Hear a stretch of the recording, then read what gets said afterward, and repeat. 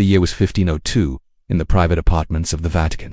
A wedding night became a calculated demonstration of power that would shock even Renaissance Italy's jaded diplomatic corps. What happened in those rooms would be documented by multiple witnesses, debated by historians for centuries, and stand as one of the most controversial episodes of papal corruption in European history. This is the story of the Borgia family, a marriage arranged for political gain, and a night that exposed the depths to which Renaissance power politics could descend. If you're interested in the darker corners of European history, subscribe and leave a comment telling me where you're watching from. These stories deserve to be remembered. The Borgia name carries weight even today. Rodrigo Borgia, who became Pope Alexander VI in 1492, represents everything critics of Renaissance papacy point to when discussing institutional corruption. He purchased his papal election through systematic bribery. He appointed family members to positions of power, and he used his authority to advance dynastic ambitions that had nothing to do with spiritual leadership.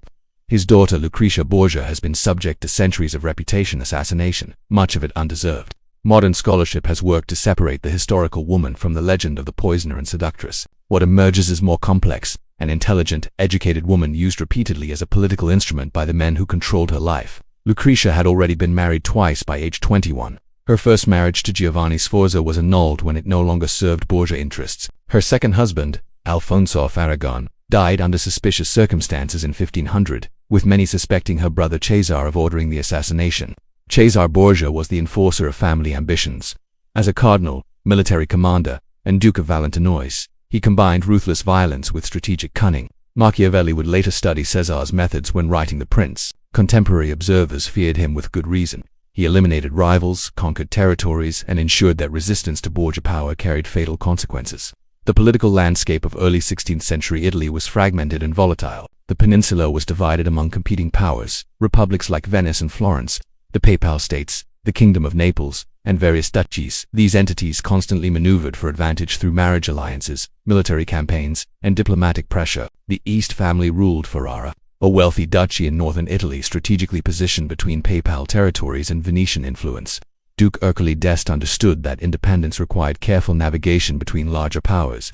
When Pope Alexander proposed a marriage between his daughter Lucretia and Ercole's son Alfonso, it was not a request that could be easily refused. Alfonso d'Este, the prospective groom, was heir to Ferrara's throne.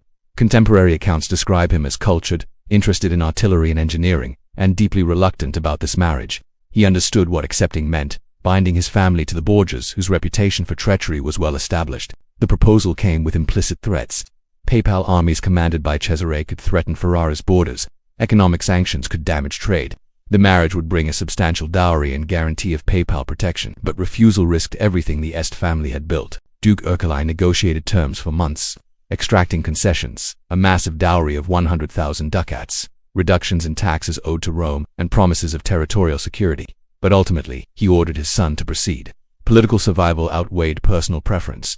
In late December 1501, Alfonso arrived in Rome with a small retinue. He was received with ceremony befitting his status, lodged in accommodations near the Vatican, and subjected to weeks of elaborate festivities designed to display Borgia wealth and power. These celebrations were also demonstrations of control. Alfonso's movements were monitored, his correspondence was supervised.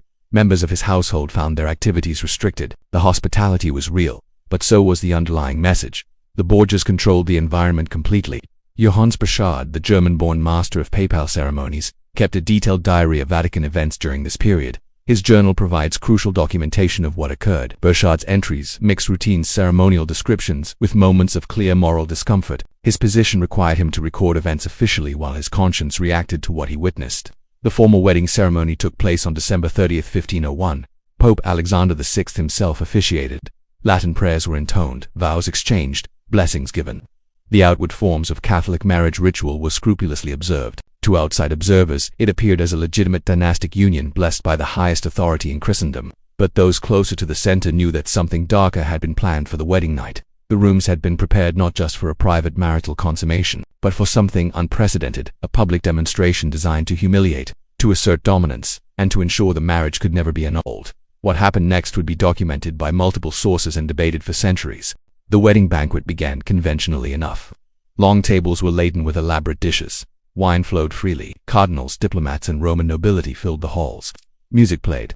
Toasts were offered to the newlyweds and to the alliance between the Borgias and the Este family. But as evening progressed, the atmosphere shifted. According to Burchard's diary and diplomatic dispatches sent from Rome that week, Pope Alexander ordered an entertainment that shocked even Renaissance Italy's tolerant standards. A group of courtesans, approximately 50 according to various accounts, were brought into the banquet hall. They were instructed to remove their clothing and to crawl on hands and knees among the tables, collecting chestnuts that had been scattered on the floor. This spectacle, known to historians as the Ballet of Chestnuts, transformed a papal wedding feast into theater of degradation. The reaction among witnesses varied. Some cardinals looked away. Others laughed nervously or participated in the humiliation. Diplomatic observers recorded their shock in letters home.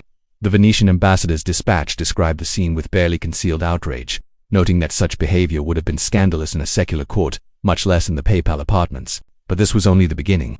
What followed was more calculated and more disturbing, according to multiple contemporary sources, including Burchard's diary.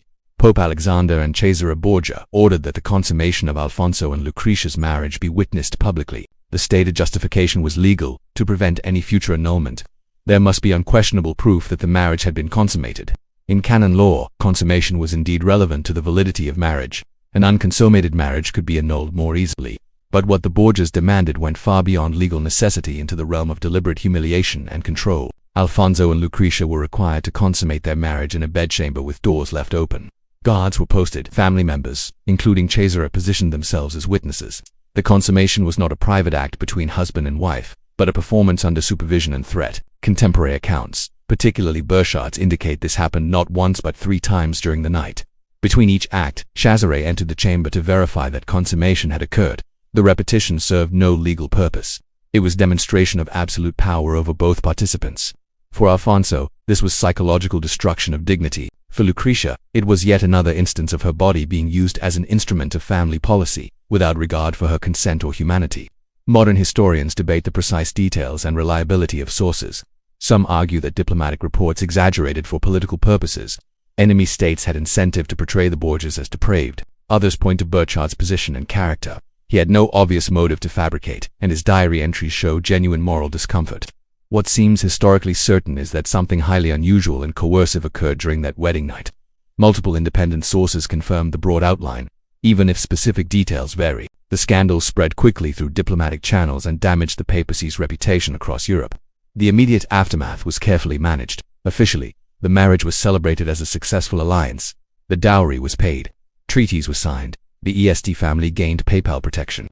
Publicly, normalcy was maintained. Privately, the damage was profound. Alfonso returned to Ferrara traumatized by the experience. His relationship with Lucretia began under circumstances that made genuine intimacy nearly impossible. Though the marriage endured and eventually produced children, its foundation was coercion rather than consent. For Lucretia, this night was one more trauma in a life defined by her usefulness to male power. Modern historians have worked to recover her actual agency and accomplishments.